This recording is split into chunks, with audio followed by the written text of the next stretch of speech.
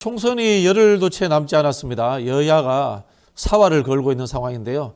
박영식 정치 시사 에디터 모시고 주요 이슈들 한번 들어보는 시간을 갖겠습니다. 안녕하세요. 안녕하십니까. 반갑습니다. 네, 이른 아침에 고생이 많으십니다. 아이, 고생은 뭐 우리 박진영 앵커님이 더 고생 많으신데요. 뭐. 예, 서로 칭찬해 주는 걸로.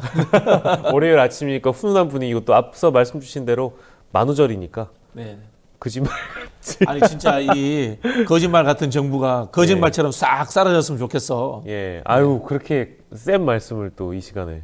뭐 하면 어때요? 예. 존중해 드립니다. 네네. 자, 총선이 얼마 안 남았는데요. 확실히 이제 총선이 눈앞으로 다가왔다. 이런 느낌을 받는 장면이 있습니까? 일단은 제 개인적으로 요즘 사실 정치의 계절이기 때문에 네. 선거의 계절이고 정치의 계절이어서 뭐 박진영 앵커님도 느끼시겠습니다만 요즘 그 정치 관련 시사 프로그램 섭외가 일단 늘었습니다. 네네. 그러니까 그거는 당연히 상징적인 장면이 될 것 같고, 일단 지금 장면을 보면 선거 뛰시는 분들의 말씀들이 많이 거칠어지신 건 사실인 것 같아요. 다급한 거죠? 예, 다급한 측면에서도 거칠긴 하지만, 그리고 또 양쪽 다 어쨌든 조금 발언의 수위가 높아진 건 사실인 것 같고요. 특별히 이제 여당 쪽의 발언이 더 세진 것도 사실인 것 같습니다. 뭐 지난주에는 개 같은 정치 뭐 이런 네. 표현을 한동훈 비대위원장이 했고, 이미 조간을 뒤덮고 있습니다만 이제 쓰레기라는 표현에 좀 집중하고 있는 것 같고요. 뭐 범죄자라는 표현도 사실은 조급함이 느껴지는 대목이기도 하고, 그리고 이 캠프마다 상대 후보를 고소고발하는 건들이 네. 많이 보이고 들리고 실제 늘어난 것 같기도 합니다. 그렇기 때문에 이게 결정적으로는 그런 대목들이 이제 눈에 띄고요. 어제 조혜진 김해을 후보가 기자회견 한 모습 보고 이제 정말 선거날이 가까워졌다. 이 조급함을 뭐 어떤 읍소하는 장면으로만 느껴봤다면 실제로 본선 후보가 그것도 시국 기자회견을 하면서 굉장히 그 대통령을 콕 집어서 발언하는 모습 보고 네. 이제 정말 선거가 가까워졌구나라는 그런 느낌을 받아서 이제 투표하러 갈 날이 머지 않았구나라는 생각을 해봤습니다. 저도 한때 좀 건방질 때는 대한민국에서 선거를 제일 잘하는 남자입니다. 예. 이렇게 어디 가서 소개를 했거든요. 네네. 물론 몇 번 떨어지고 나니까 쑥 들어갔습니다만. 겸손해지셨습니까? 네, 겸손해졌습니다만. 원래 이 선거철이라는 게 상대방 욕하고 읍소하면은 예. 졌다는 증거예요. 지금 그렇습니다. 그런 분위기가 어떤 당에서 나오고 있죠. 예, 여당 쪽에서 좀 더 많이 나오는 것은 사실이고, 이미 그 언론에서 쓰는 표현 자체도요, 열세라는 표현과 패색이 짙다라는 표현이 등장한 게 지난주입니다. 그래서 아마 네. 여론조사상으로도 그럴 것 같고요. 이제 언론들이 쓰는 표현의 어떤 수위나 단어들이 2주 전이나 3주 전과 비교했을 때 지난주에는 이제 이미 이런 표현들이 등장했기 때문에 아마 박진영 앵커께서 말씀하시는 그 대목들도 언론들이 아마 잘 알고 있지 않나 싶습니다. 네. 선거에 우리가 뭐 수많은 이론들, 현상이 있는데 결국은 주류적 현상은 대세론이에요. 그래서 이긴다고 해야 이긴다. 이런 네. 말들을 합니다. 그렇습니다. 예, 맞는 말씀이십니다. 네. 금방 말씀하신 내용 중에 밀양에 있다가 김해로 가신 조혜진 의원 이야기를 하셨는데요. 예. 윤석열 대통령의 사과와 내각 총사퇴를 주장했습니다. 예. 국민의힘에서 느끼는 위기가 상당한 것 같아요. 그러니까요. 일단은 조혜진 의원의 이런 시급함이 저는 처음이 아닌 것 같고요. 왜냐하면 그 선거 앞두고 대통령실발 리스크나 대통령발 리스크나 여당발 리스크 등등과 관련해서 격전지 후보들이 한 목소리로 이미 경고음을 내왔죠. 그래서 안철수 후보라든지 뭐 나경원 후보라든지 혹은 더 나아가서는 사실 그 대통령의 사람이라고 분류된 김은혜 후보나 이용 후보 같은 사람들도 이 방향이 맞지 않다라고 지적한 바 있기 때문에 실제 국민의힘 후보로 본선을 뛰고 계신 몇 분을 여쭤봤는데요. 이건 뭐 익명으로 해달라고 말씀하셔가지고, 그러니까 지역 유권자분들을 만나보면 우호적으로 국민의힘을, 그러니까 실제 대통령을 뽑았고 지지했던 분들조차도 이런 게 걱정이고 이런 게 우려되고 이래서야 되겠냐라는 그런 조언들을 많이 해주신다고 합니다. 그래서 네. 피부로 이제 이 본선 후보들이 느끼고 있는 것 같고요. 조혜진 의원의 경우에는 어쨌든 지역구로 옮겨서 본인이 도전자인 상황이기 때문에 더 많이 그런 것들을 느낄 것 같고, 이제 경남 쪽은 박진영 의원도 잘 아시겠습니다만 이 김해을이라는 지역구가 영남으로 빠져나가는 루트처럼 여겨지기도 하잖아요. 그래서 그렇죠. 민심들이 많이 반영되기도 해서 이대로라면 정말 위험하겠다라는 위기의식을 조혜진 의원 본인이 좀 느끼신 것 같고요. 뭐 어떤 명분으로 이제 지지를 호소하겠는가라는 그런 대목에서 나에게도 앞으로 남은 선거 운동 기간 동안 유세를 하려면 명분을 좀 줘야 한다라는 측면에서 시국 기자회견이 좀 잡힌 것 같고, 제가 어제 부산 지역 민심 취재를 위해서 잠깐 부산 지역을 갔다 왔는데 거기가 중구, 동구, 동래구 이쪽을 제가 방문해 봤거든요. 구도심인데. 예. 근데 이쪽은 뭐 원래 그 보수세가 강한 지역이기도 하고 후보들이 언론에 많이 조명은 못 받고 있어요. 왜냐하면 낙동강 벨트라고 일컫는 지역들은 많이 언론에 포커싱이 맞춰지고 있지만, 제가 방문한 지역구는 원래 보수세가 강한데도 불구하고 이쪽 지역 민심도 좀 심상치가 않은 것 같더라고요. 대체적으로 이 부산 엑스포 관련돼서 충격을 받은 유권자들이 많이 그렇죠. 있는 네. 것 같고요. 그리고 이 실제 물가 논란 같은 경우에는 이제 기본값이죠.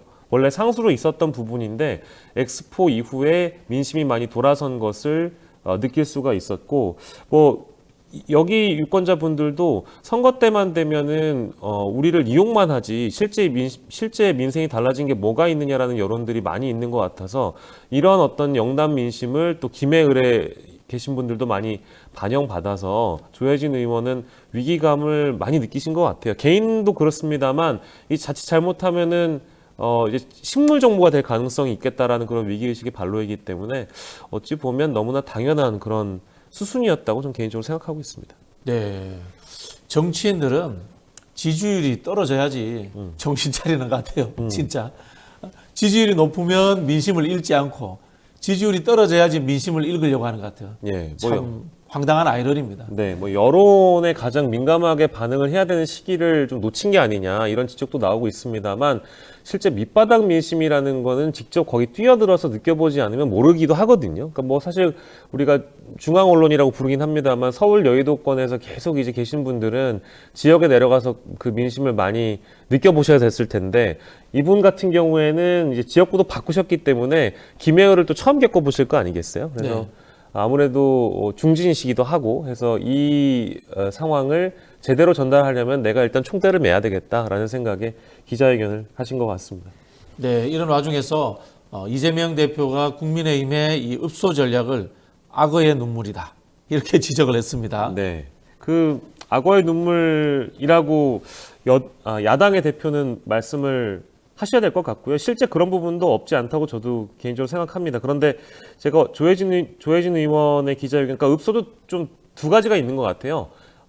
실제 한동훈 비대위원장처럼 유세 현장에서 제가 받아들이기에는 진정성이라기보다는 말로만 일단 그렇게 비춰지는 그런 읍소가 있는 것 같고, 조혜진 의원의 읍소는 좀 무게감이 있었던 것 같고, 애티튜드나 태도나 자세 면에서 봤을 때 진정성이 더했다. 좀 구분돼서 봐야 될 지점이 있는 것 같습니다. 정말 힘이 실려 있고 본인이 직접 후보로 뛰고 있는 지역구의 민심을 반영해서 말씀하신 거기 때문에 차원이 좀 달랐다고 느껴지고요. 절실함과 간절함이 느껴졌고 메시지에서 어떤 톤이 좀 달랐다라고 좀 받아들이고 있어서, 대통령을 직접 언급해가지고 말씀하실 분들이 전 몇 안 된다고 보거든요. 한동훈 비대위원장도 뭐 말씀할 때 보면 대통령을 콕 집어서 말씀하진 않지 않습니까? 뭐 그렇죠. 주어를 안 쓰죠. 그동안 우리가 잘못했다 정도인 거지 대통령에게 직접적으로 전달할 만한 그런 톤으로 말씀하시지는 않거든요. 근데 조혜진 의원은 그 대목에서 좀 다른 것 같고,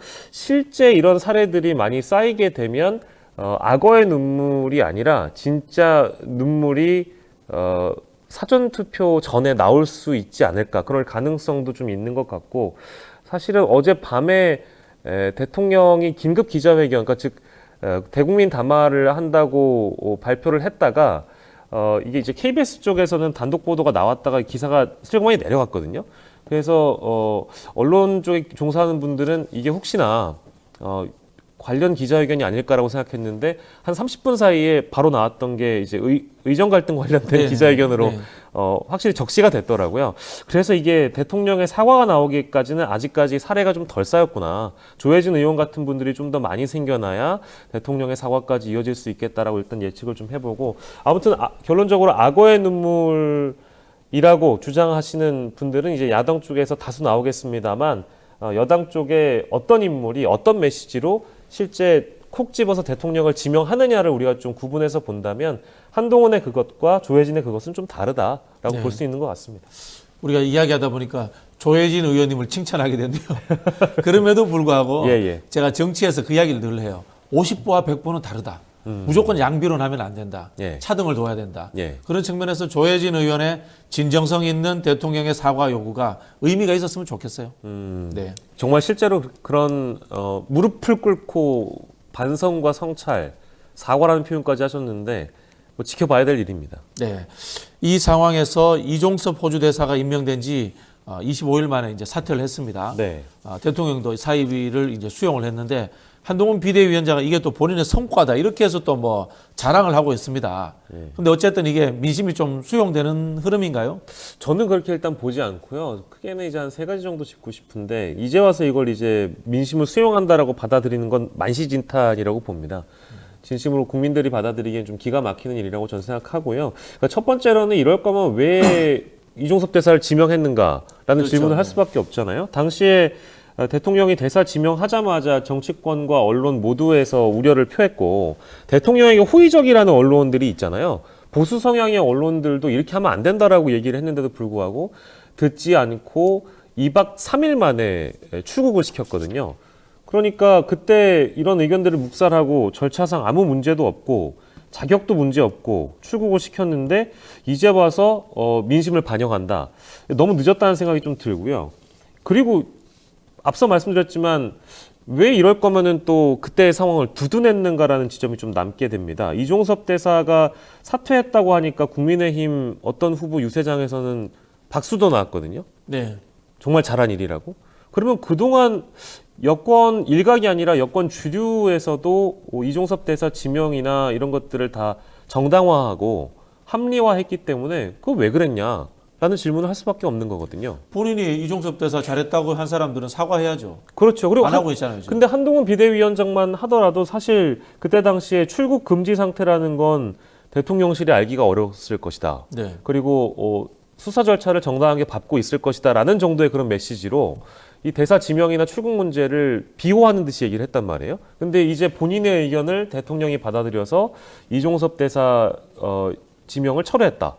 사의 표명을 받아들였다라는 식으로 포장한다는 것을 국민들이 어떻게 받아들일 것인가. 저와 비슷한 온도로 받아들일 거라고 보고요. 마지막으로 왜 지금 이 시기냐라는 것입니다. 그러니까 선거 때문이잖아요. 누가 보더라도.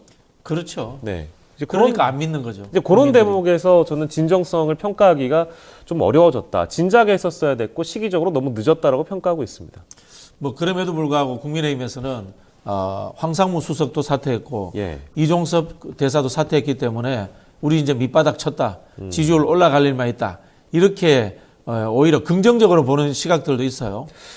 이게 근데 이제 반대로 말씀드리자면 저희가 처음에 이제 진정성이 있는 어떤 반성이냐 아니면 이제 표면적으로 드러내는 이제 쇼냐, 쇼잉이냐, 읍소라는 게 그런 평가를 해봤잖아요. 그런 분석을 해봤는데 이게 지금 말씀 주신 것처럼 위기가 바닥을 찍은 거라면 왜 지금 이 시기에 읍소를 하겠습니까?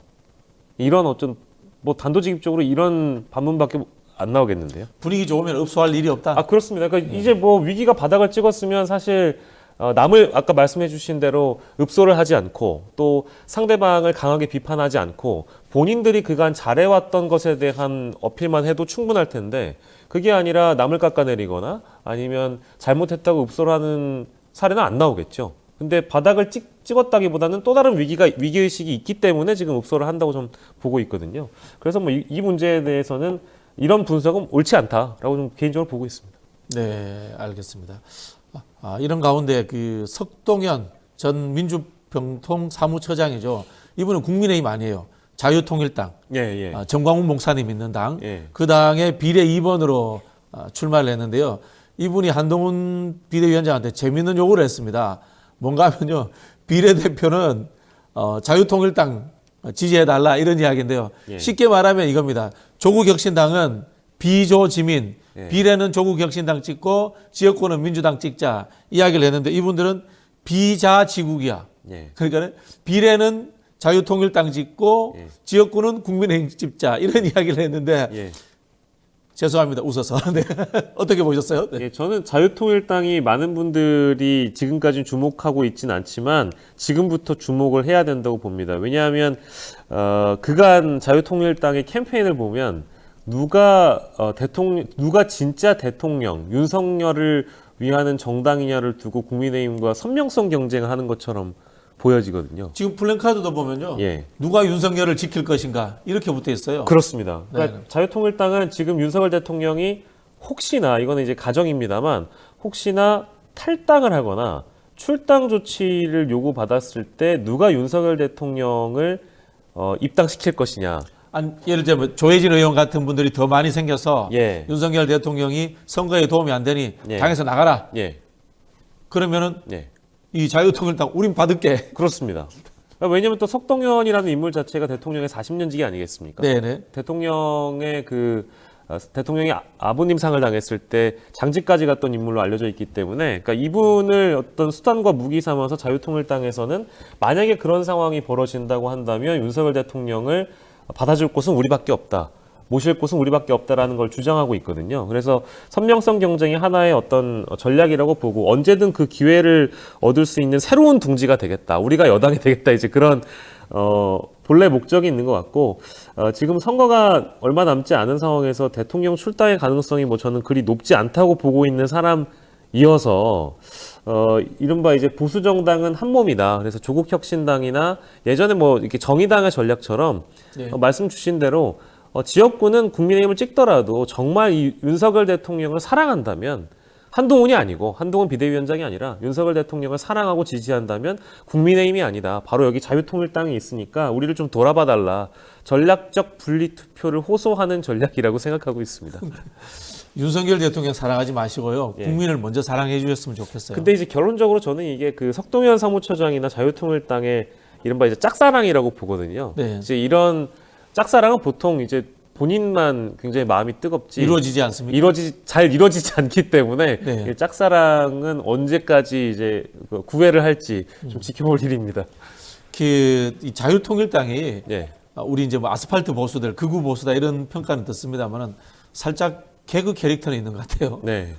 지금 이제 자유통일당 같은 경우에는 종교통합 실제 들어오는 인재의 면면을 보면 종교통합도 이루신 걸로 알고 있고요. 아, 그럼 기독교인 아닌 분들도 많아요? 스님들도 최근에 입당을 하셨어요. 그렇습니까? 예, 네. 기자회견도 했어가지고 설마 그런 일이 있겠느냐. 보통 전광훈 목사가 그 실제 오너라고 많은 분들이 알고 계시는데 그렇기도 합니다만은 전광훈 목사가 직접 기자회견을 열어서 우리가 스님들까지 입당시켰다라고 기자회견을 한 적이 있습니다. 많이 주목을 못 받았겠지만 그런 대목들을 보면 엔터테인적인 요소는 분명한 정당이기 때문에 네. 그럼에도 불구하고 만약에 네. 이 대통령 출당 사태가 벌어지면 주목해야 될 정당이기도 해서 끝까지 관심을 좀 가지고 지켜봐야 될 것 같습니다. 지금 우리 박영식 에디터는 그러면은 예. 자유통일당이 한 석이든 두 석이든 세 석이든 의석을 얻을 것 같다라는 전제를 깔고 이야기하시네요.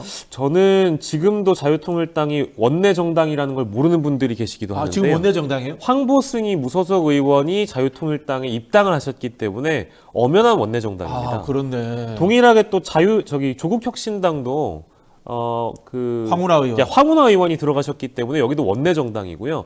자유통일당의 경우에는 지금 여론조사상 4%를 넘은 여론조사도 이미 나와 있기 때문에 네.